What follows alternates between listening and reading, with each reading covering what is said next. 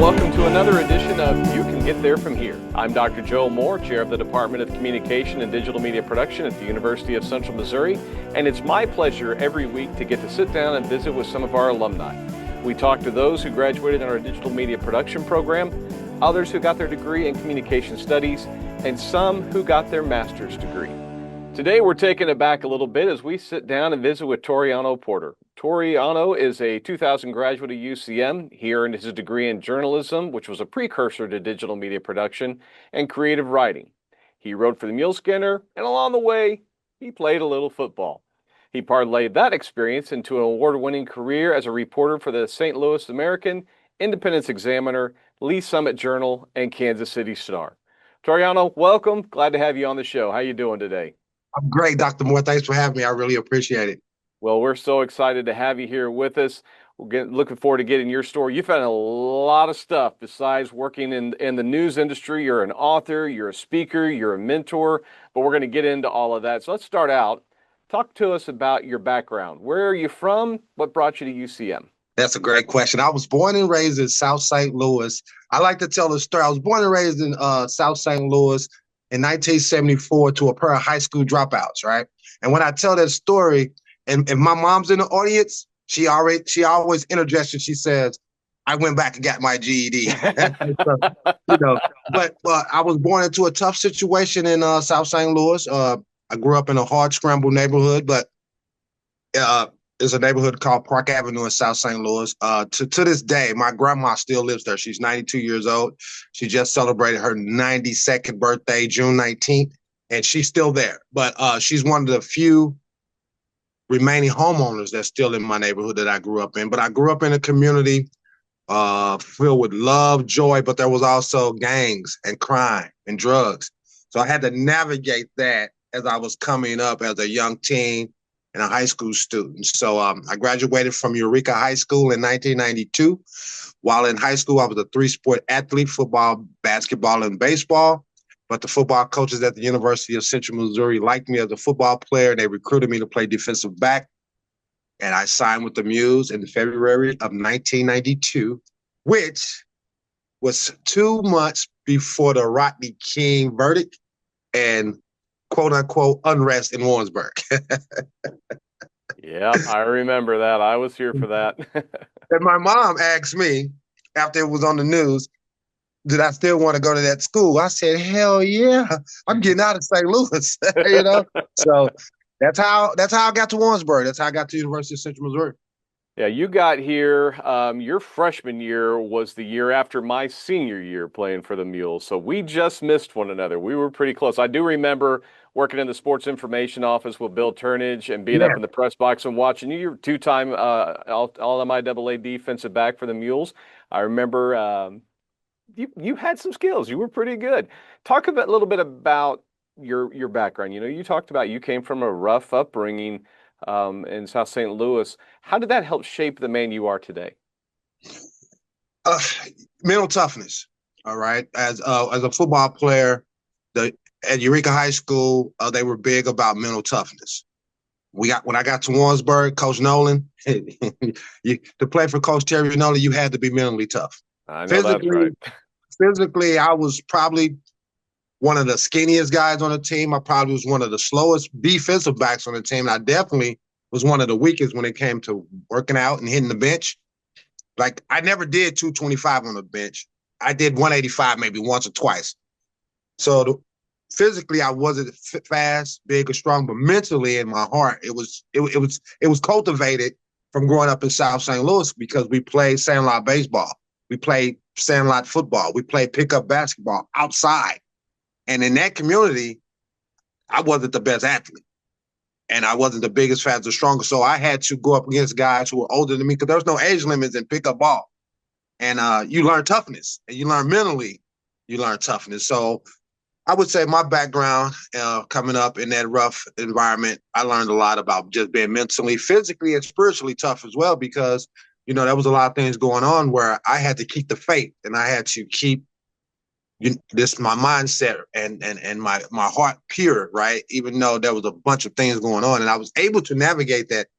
I had some pitfalls now, when I got to Warrensburg in 92 for a scholarship athlete, I lost that scholarship within a year. So my sophomore year, I came back. I had to pay my own way. I had to take out student loans, but I was eligible to play. So I got there in 92, red-shirted. 93, I was ineligible. I'm watching from the stands. Bernie Kennedy Field. All of my buddies that I came in with playing, and it sent me into emotional turmoil. And so I eventually stopped going to class and I flunked out. I flunked out. So I went back home for a year in the summer of 94. And that was an eye-opening experience for me. And I realized then that I needed to be back in Warrensburg. So I came back in the summer of 95, took some classes, got back on the team, had to pay my own way again. And I finally played in 96 and 97. And, I did okay. Well, that is a resilient story right there.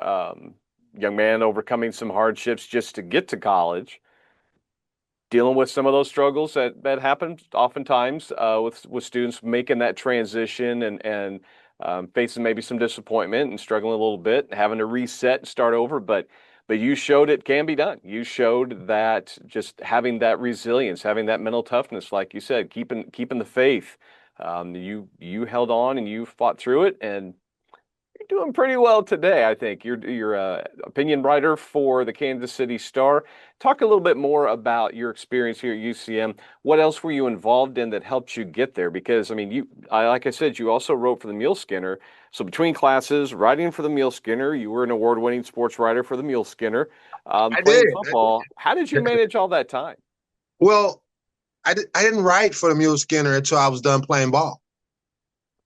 That's how I was like most college athletes, right? We think we're going to the NFL or we're going pro. Sure. So I did not. I figured that out real quick. I didn't figure that out until the draft came and went in the spring of 98. I didn't get tested. I didn't get a call. I didn't get a try. I was like, oh, well, okay. All right. Maybe I need to concentrate on getting my education. Coach Willie Fritz, who came after Terry Nolan, I played for Coach Fritz one year. He's now at the University of Houston. To watch his trajectory has been great. We knew Fritz was going to be successful, though. He's all-time winningest coach in UCM history. But when he came in 97, he was back-to-back junior college national championships undefeated. We knew eventually he would be a Power 5. We didn't say Power 5 back then, but we knew he would be a top-level coach. Anyway, he told me, top-level coach and top-level person. Great guy. Absolutely. Like we're still connected to this day. And Shane Meyer, my kicker, who's his director of operations, we're still connected. But Coach Fritz was the one who really sat me down and said to me, "Sir, you need to concentrate on getting across that stage." I know guys who are chasing football dreams and they're 30 now. If I could play pro ball, Coach Fritz would have told me I could play pro ball. He's a great evaluator of talent. So for him to sit me down and say, concentrate on get your education, I thought that was my wake-up call anyway. So I played in 96, 97. In 98 and 99, I covered the football team and the baseball team. And as you know, the baseball team was rocking and rolling. Still is. They're pretty good. They're pretty good. I watched the championship game this past year against Tampa. That was a tough one. But I've always followed the Mules baseball, even back then. Brad Hill was the coach back then when I got here. Van Horn came through. It's this rich history of baseball. But I tried out for the baseball team, too. Got cut on the first day, but that's a different story. Anyway, so I covered those two teams. And the funny thing about it is coming out of high school, I wanted to go to the University of Missouri, which I'm going to get into that as we get to the end about my advice for students. But I wanted to go to that was the Division I football school, even though they were bad back then, terrible actually. But it was also the great journalism school, one of the best in the nation, if not the top, right? It's an argument can be made. Yep. So that was my dream school. They didn't recruit me. So Central Missouri State recruited me. 98, 99. In 1999, I was the Missouri College Sports Media Association's first place winner for sports writing. I beat people from the University of Missouri. Yeah. Happens routinely. Yeah. The communication department at Central Missouri State is second to none. And I'm not just saying that because you're here and I'm there. I'm telling you, I experienced it. Back then, we did have a journalism major. But even with that, I took mass communication. I was in that building. I was in that program. Second to none. Even the PR department, second to none. Second to none. Well, I'm glad that you had a good experience here with it. It's obviously paid off for you. We're still training students in journalism. It's just it looks a little bit different with digital media production as we've merged the two areas and everything. Today, though, you are an opinion writer for the Kansas City Star. Um, I've got to think as an opinion writer, it's not too hard to find inspiration. You just share what your thinking is. But where do you get your ideas from? Okay. I've been in the game as a reporter professionally for 24 years now, which is wild to me. Yeah, that blows my mind. You've been I doing this a still while, think haven't you? I know. I still think I'm this young kid fresh out of Warrensburg, but time just flies. And so I've been able to what you would call cultivate sources, right? But I also have a nose for news. Been reading the newspaper every day since I was 12, 13 years old. So you kind of get the layout of what's newsworthy, right? And then, going through the program at the University of Central Missouri, second to none, being on the Mules kit. All those experiences shapes what you become, right? It's the foundation. So fundamentally, I'm great at sourcing, building relationships, but also what I've learned over the years is reading agendas, you know, uh, public meetings. And then also, as you build your reputation and your credibility in the community, people reach out to you. But I tell people all the time as an opinion writer, my job is to not give hot takes. It's not to wake up in the morning and go blah, blah, blah, blah, blah. Report, research, confirm, and do it all over again. Present the facts, but opine on those facts. Not just opine, but also advocate. Advocate for a solution. Advocate for change.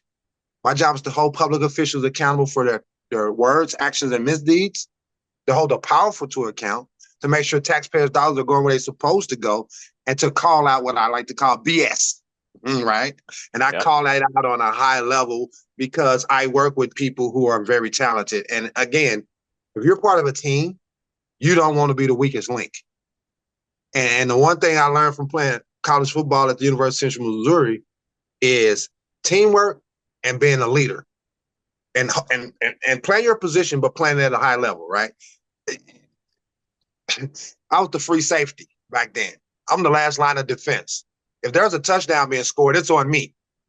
That's a great responsibility, but one I cherished, right? And as you said, I didn't say it. You said I was pretty good. I didn't say it. You said it. But my teammates and my classmates over the years that watched me play, they know me for two things: being a hard hitter and writing. I'm okay with that. That's a nice combination. That's a nice combination. Yeah, I'm okay with that. So yeah. So it all ties in. So that's how I'm able to come up with my story ideas. People reach out. Moms who lost their kids to gun violence, or another mom who reached out because her son was sentenced to 8 years in prison for marijuana possession. Well, I was able to write a piece that got the attention of Governor Kelly in Kansas, and she commuted his sentence. So it's just different avenues of sourcing. I really like how you put that your job is to report, research, confirm, and then opine, to be able to back up your opinions with facts. I think so much today, you get people that want to share their thoughts, their opinions, especially in this world with all the social media.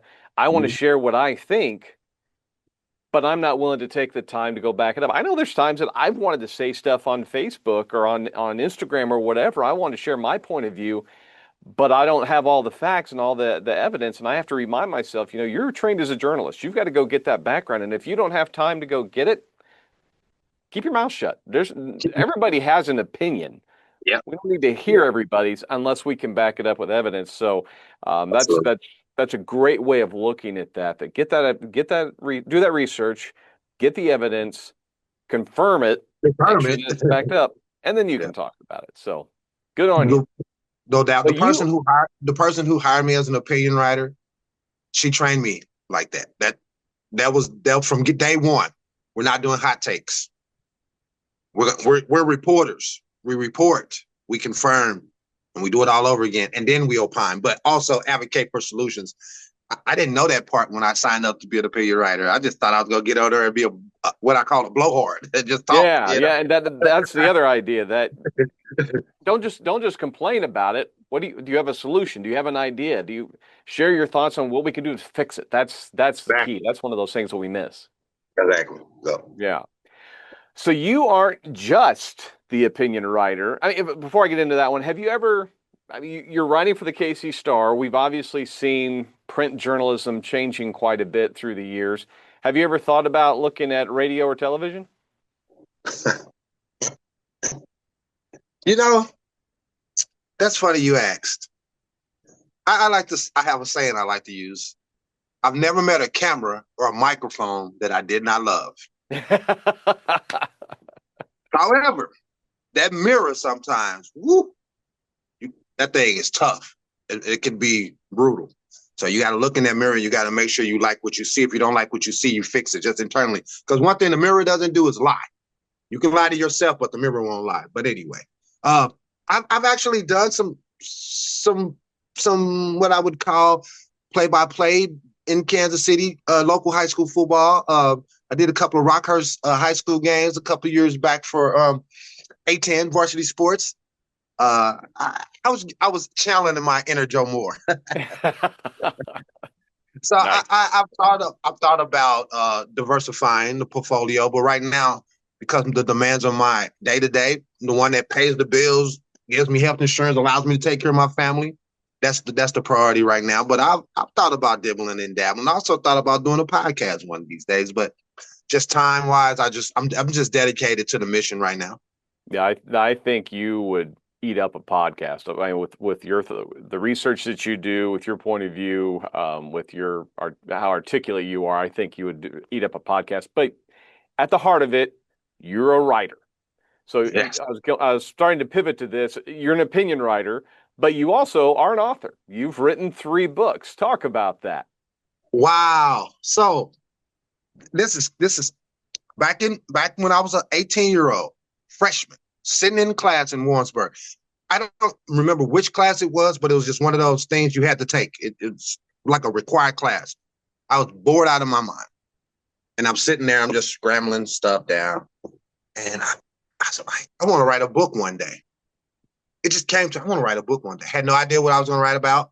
Didn't know what it was going to be about. I thought about writing a book about my senior year in high school.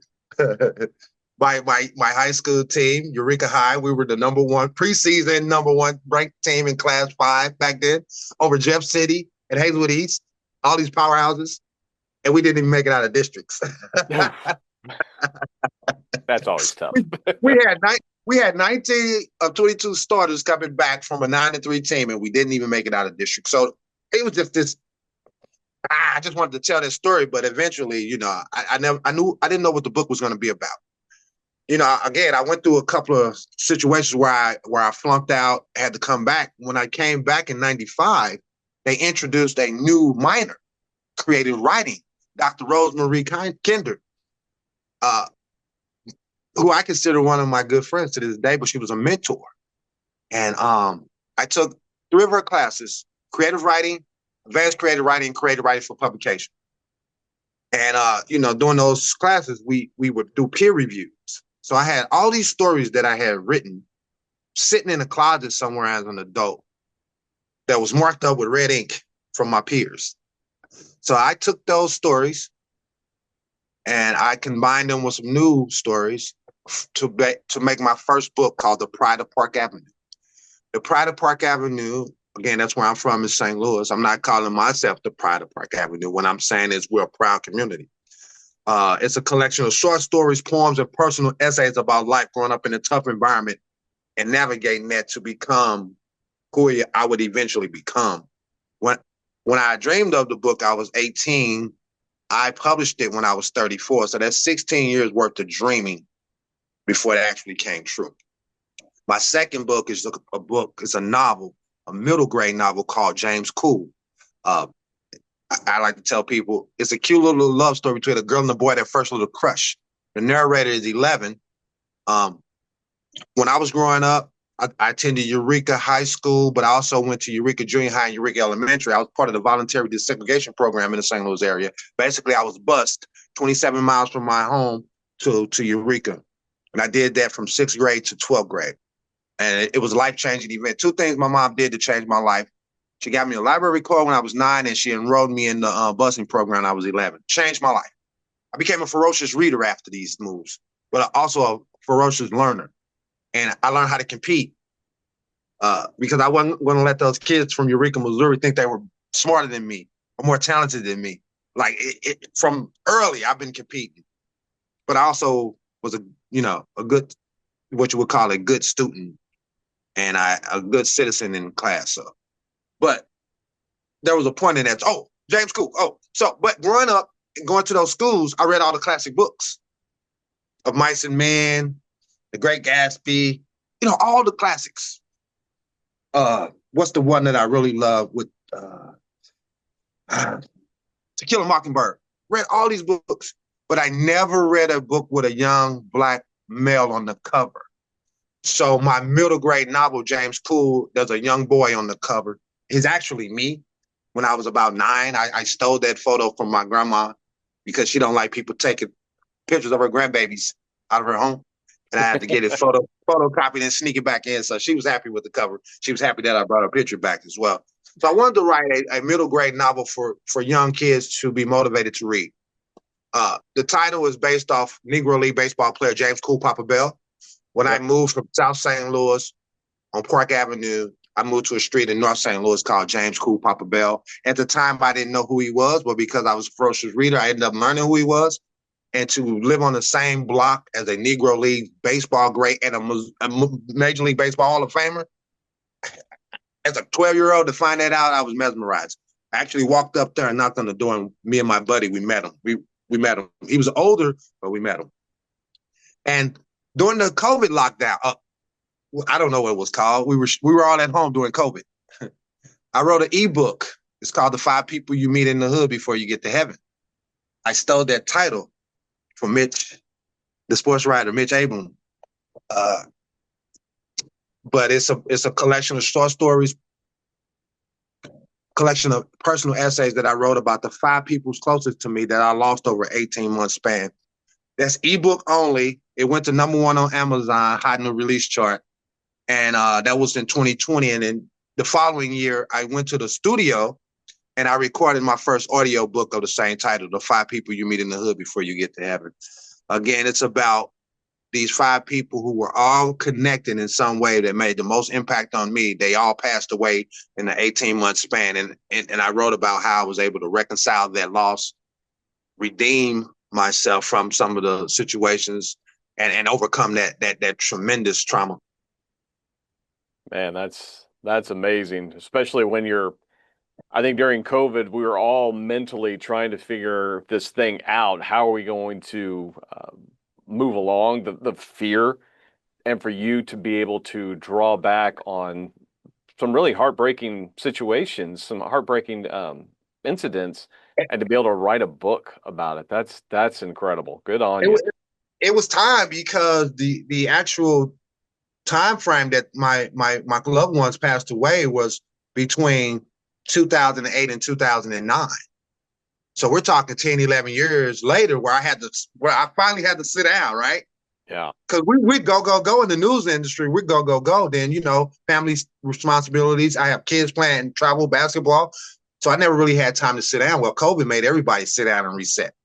Yep. And we started working from home, and I was doing the work that we needed to do for the Star. But I had all this idle time, and I was just like, what am I going to do with this idle time? So I wanted to have something productive for myself to show for the time we spent at home. So I decided to write that ebook. But it really did help with the grieving process. Yeah, I mean, I gotta believe that have been very cathartic for you. Do you have any other works in progress right now? Yes, I am currently working on this hip hop project. Really? It is. Yes. A book or like a song? It's a book. It's a book. Okay. Every man has a right to contribute a verse. My verse is through writing.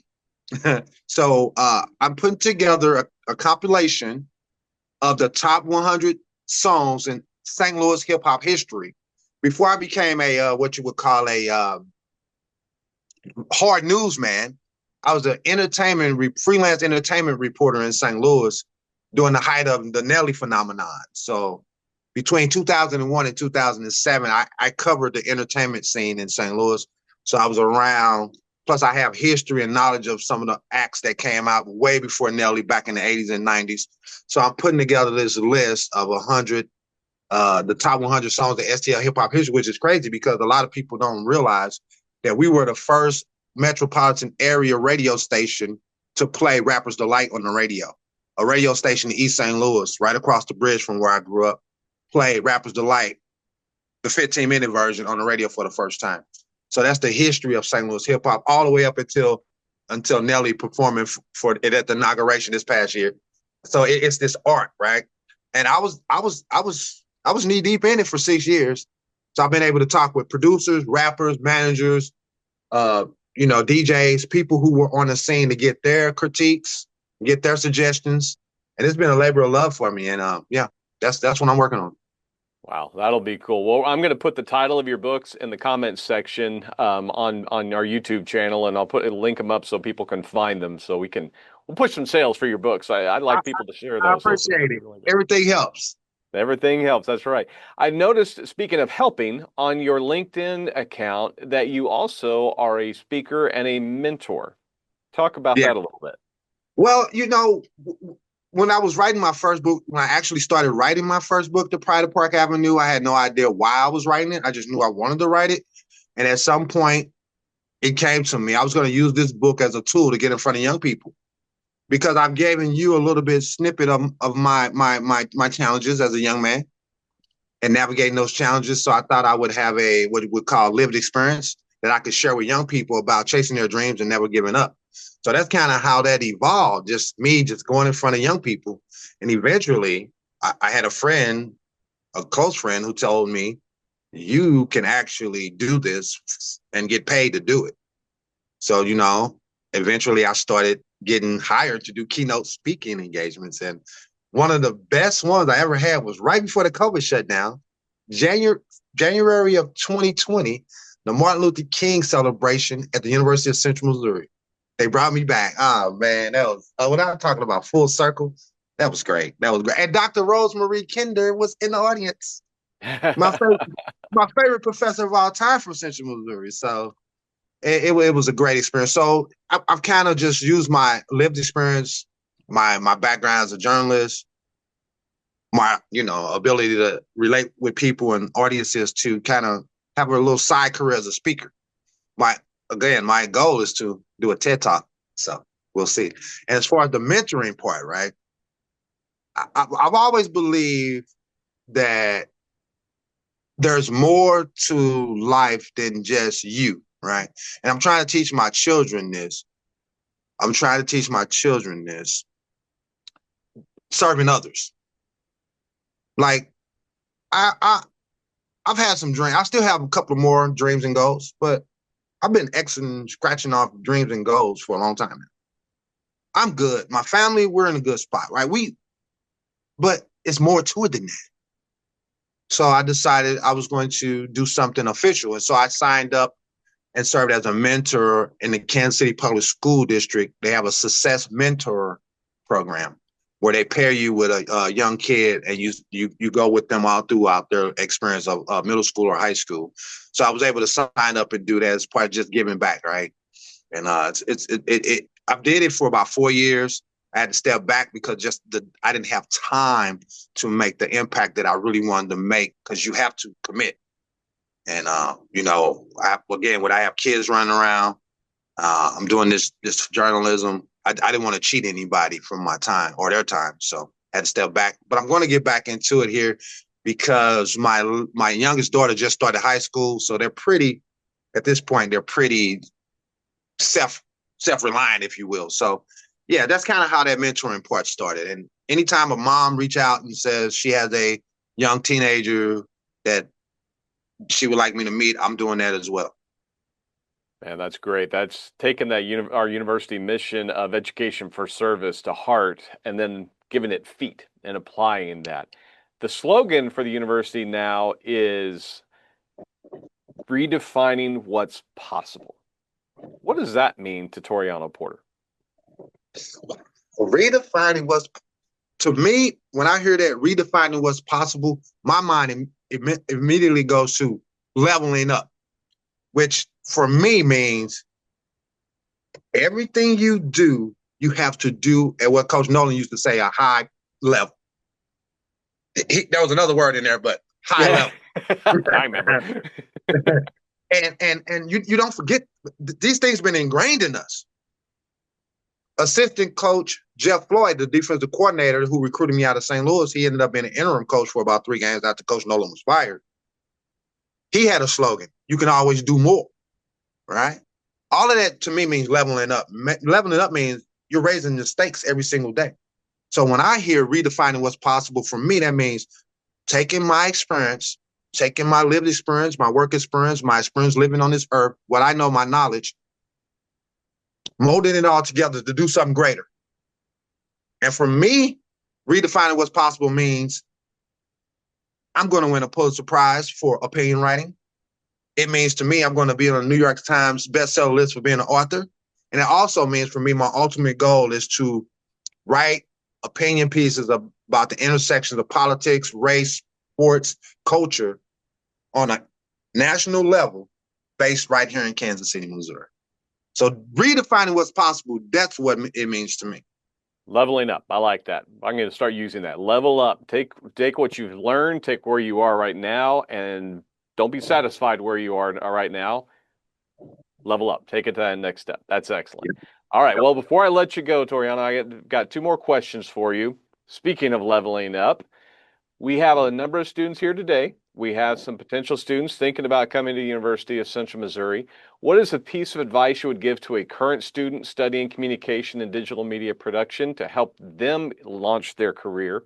And what is a piece of advice you would give to a potential student who is thinking of coming to UCM to expand their education?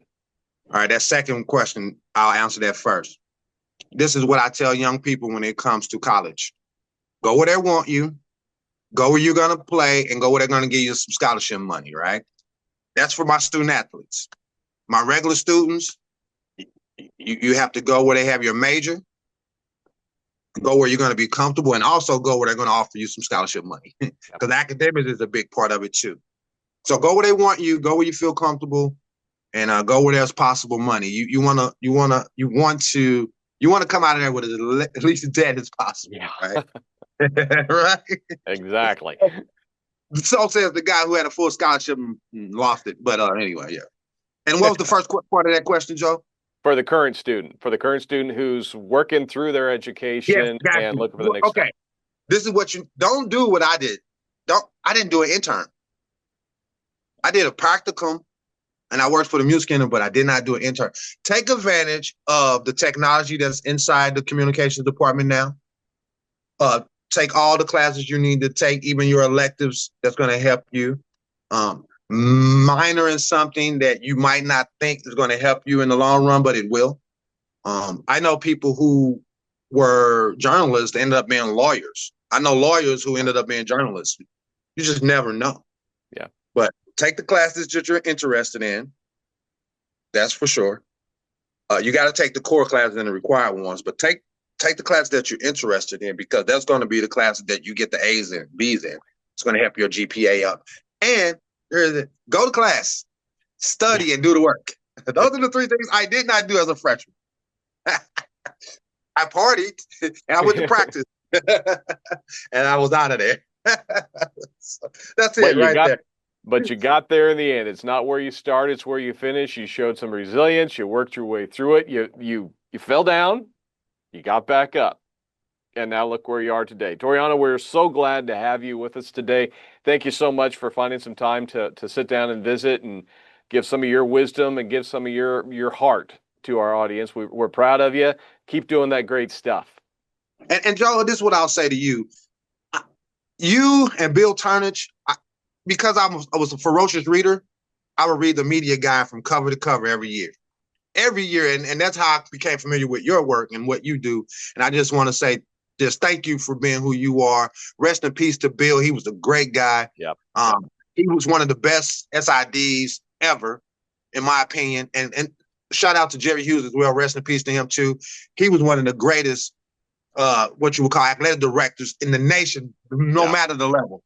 And one thing about Jerry Hughes is when I was done playing football in 97, they actually honored my scholarship for that following year for 98, 99.